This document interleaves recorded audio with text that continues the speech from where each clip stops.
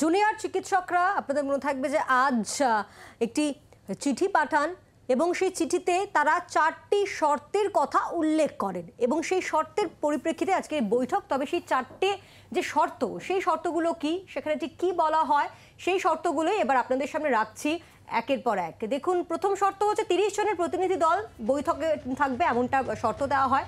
এবং শর্ত নম্বর 2, সেখানে ঠিক কী বলা হয়, সেখানে বলা হয় যে স্বচ্ছতা বজায় রাখতে লাইভ টেলিকাস্ট করতে হবে। এবং 3 নম্বর যে শর্ত তাদের তরফ থেকে বলা হয়েছে সেটাও আপনাদেরকে জানাবো। আন্দোলনকারীদের যে 5 দফা দাবির কথা তারা বারবার করে বলে এসেছেন, সেই বিষয়ে তারা আলোচনা করবেন, এটা বলেছেন তারা। এবং 4 ও শেষ শর্ত, নবান্নে যে বৈঠক হবে সেটা মুখ্যমন্ত্রীকে থাকতে হবে, অর্থাৎ মুখ্যমন্ত্রীর উপস্থিতিতেই হবে বৈঠক। এই 4টে শর্ত আন্দোলনকারীরা তারা দিয়েছিলেন এবং এই শর্তগুলোর পরিপ্রেক্ষিতে তারপর তারা ভেবেছিলেন যে নবান্নের তরফ থেকে কোনো রকম সদর্থক বার্তা আসবে, কিন্তু মন্ত্রী চন্দ্রিমা ভট্টাচার্য যে সাংবাদিক বৈঠক করেন সেখানে বলে দেওয়া হয় যে খোলা মনে কোনো শর্ত থাকলে পরে আলোচনা করা যায় না, এই কথা মুখ্য সচিবও বলেছেন এবং ডিজিও বলেছেন। এবং সেই সঙ্গে চন্দ্রিমা ভট্টাচার্য তিনিও কিন্তু এই একই কথা বলেছেন।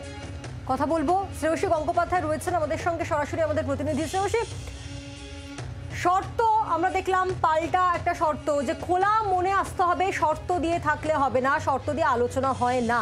সেক্ষেত্রে দাঁড়িয়ে তাহলে কি যে নবান্ন এবং জুনিয়র চিকিৎসকদের মধ্যে স্নায়ুযুদ্ধ আরও বাড়ছে এবং সে গতকাল দুপুর থেকে যে অবস্থান এখনো চলছে?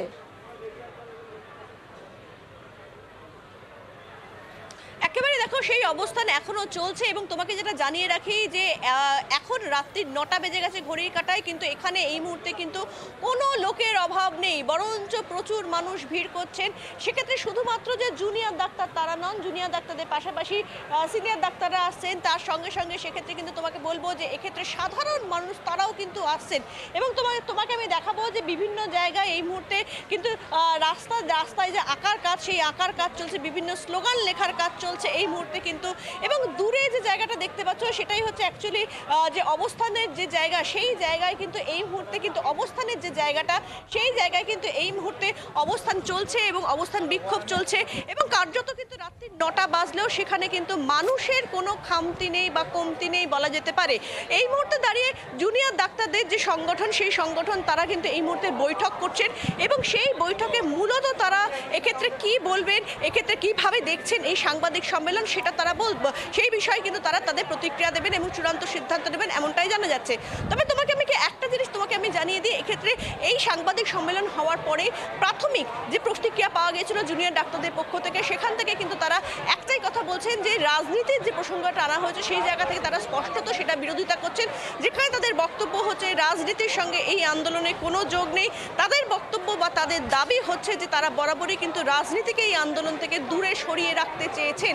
ফলে সেই জায়গা থেকে দাঁড়িয়ে কিন্তু কার্যত রাজনীতি সংক্রান্ত যে বক্তব্য রাখা হয়েছে সেই বক্তব্যকে তারা মানতে চাইছেন না, তার প্রতিবাদ করছেন। কিন্তু আমাদের সঙ্গে থাকো, এই জায়গা থেকে জুনিয়র চিকিৎসকেরা তারা আবার পাল্টায় বিষয় বলেছেন, তারা বলছেন এটা সম্পূর্ণ একটা অরাজনৈতিক আন্দোলন। ঠিক কি বলেছেন তারা, শোনাবো। প্রত্যেকটি মানুষই রাজনীতি নিয়ে থাকে, প্রত্যেকটি মানুষের একটি নিজস্ব রাজনীতি আছে, কিন্তু রাজনীতির বাইরেও প্রত্যেকটি মানুষের যে মনুষ্যত্বের জায়গাগুলো আছে, সেই জায়গায় দাঁড়িয়ে কিন্তু এই আন্দোলন। আবারও বলছি, এই আন্দোলনে কোনো রাজনীতির রং নেই, কোনো রাজনীতির প্রভাব নেই, সম্পূর্ণ একটি অরাজনৈতিক এই আন্দোলন।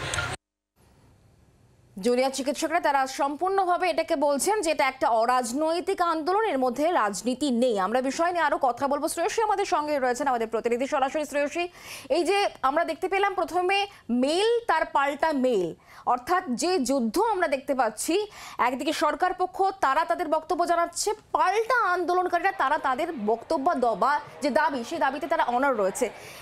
তাহলে কি আমরা ধরে নিতে পারি যেটা আজকে চন্দ্রিমা ভট্টাচার্য বললেন বা ডিজি বললেন বা সিএস যেটা বললেন, এরপরে কি আলোচনার রাস্তাটাই তাহলে আস্তে আস্তে ক্রমশ বন্ধ হয়ে যাচ্ছে?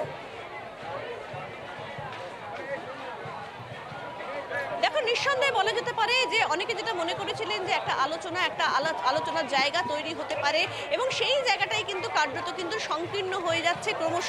সেখানে আমরা গতকাল দেখেছিলাম যে স্বাস্থ্য সচিবের কাছ থেকে প্রথম মেল আসে তাদের কাছে, ডাক্তারদের কাছে আলোচনার কথা বলে ডাক্তারদের পক্ষ থেকে বলা হয় বেশ কিছু তথ্য তারা সেইটাকে মানতে চাননি। তাদের বক্তব্য হচ্ছে সেক্ষেত্রে আলোচনা কার সঙ্গে হবে, মুখ্যমন্ত্রীর সঙ্গে আলোচনা হবে বা হবে না তাদেরকে জানানো হয়নি এবং যার পদত্যাগ তারা দাবি করছেন তার কাছ থেকেই তাদের কাছে আলোচনা মেল আসছে। ফলে সেই মেলে তারা সাড়া দিয়েছেন, দিয়ে তারা পরিষ্কার বলেছেন সেই মেলের ভিত্তিতে তারা কোনো বৈঠক করবে না। এরপরে দেখা যায় কালকে রাত্রিবেলা বা ভোর রাতে সেক্ষেত্রে তাদের পক্ষ থেকে মুখ্যমন্ত্রীর সচিবালয় আলোচনা চেয়ে একটি মেল পাঠানো হয় এবং সেখানে বলা হয় যে এক্ষেত্রে যদি নবান্ন থেকে তাদের কাছে বলা হয় বৈঠকে ডাকা হয় তাহলে কিন্তু তারা একেবারে মুখ্যমন্ত্রীর সঙ্গে তারা আলোচনা করতে চায়, কিন্তু সেক্ষেত্রে সেটা লাইভ টেলিকাস্ট করতে হবে। এবং এই মেল পাঠানোর কিন্তু তারপরেই দেখা যায় যে নবান্নের তরফে আজকে দুপুরবেলায় তাদের কাছে আরেকটি মেল আসে মুখ্য সচিবের পক্ষ থেকে, যেখানে একদিকে যেমন সুপ্রিম কোর্টের যে সিদ্ধান্ত বা সুপ্রিম কোর্টের যে নির্দেশ সেই নির্দেশের ভিত্তিতে তাদের কাজে ফেরার কথা উল্লেখ করা হয়, ঠিক তেমনই তাদের কাজে না ফেরার জন্য কিন্তু প্রচুর মানুষের তারা চিকিৎসা পাচ্ছেন না, সেই 32 দিন ধরে তারা চিকিৎসা পাচ্ছেন না সেই বিষয়টা কিন্তু উল্লেখ করা হয়। এবং এর পাশাপাশি এটাও বলা হয় যে যে আলোচনা তারা করতে চাইছেন তাতে তারা স্বাগত, কিন্তু সেক্ষেত্রে 12 থেকে 15 জন যাবেন এবং এক্ষেত্রে নির্দিষ্টভাবে এই আলোচনাটা হতে হবে আজকে সন্ধ্যে 6টায়। ডাক্তাররা এরপরেই কিন্তু তারা বৈঠকে বসেন এবং সেই বৈঠকের পরেই কিন্তু তারা ফের চিঠি পাঠান বা মেল করেন কিন্তু মুখ্য সচিবের কাছে, যেখানে তাদের বক্তব্য 4টে। প্রথম যে বক্তব্য ছিল সেই বক্তব্য হচ্ছে যে ক্ষেত্রে তারা যেহেতু সবকটা মেডিকেল কলেজে এই আন্দোলনে আছে ফলে তারা 30 জন কিন্তু তাদের যেতেই হবে। দ্বিতীয়ত তাদের বক্তব্য সেক্ষেত্রে গোটা এই আলোচনাটা স্বচ্ছতার খাতিরে এই আলোচনাটা বা যে বৈঠকটা সেই বৈঠকটা কিন্তু হতে হবে লাইভ, অর্থাৎ সেক্ষেত্রে লাইভ লিঙ্ক দিতে হবে বা লাইভ টেলিকাস্টের ব্যবস্থা করতে হবে। তৃতীয়ত আলোচনাটা কিন্তু হবে তাদের যে 5 দফা দাবি, অর্থাৎ যে 5 দফা দাবি নিয়ে কিন্তু তারা এই মুহূর্তে এই স্বাস্থ্য ভবনের সামনে রাস্তায় তারা অবস্থানে বসে রয়েছেন, সেই 5 দফা দাবির উপরেই কিন্তু কার্যত সেই আলোচনাটা হতে হবে এমনটাই কিন্তু তারা দাবি করেন। এবং সর্বশেষে তারা যেটা বলেন বোঝাই যাচ্ছে শ্রোষী, অনেক ধন্যবাদ আমাদের সঙ্গে সরাসরি থাকার জন্য। বাংলার আওয়াজ, বাঙালির আবেগ, জি 24 ঘন্টা।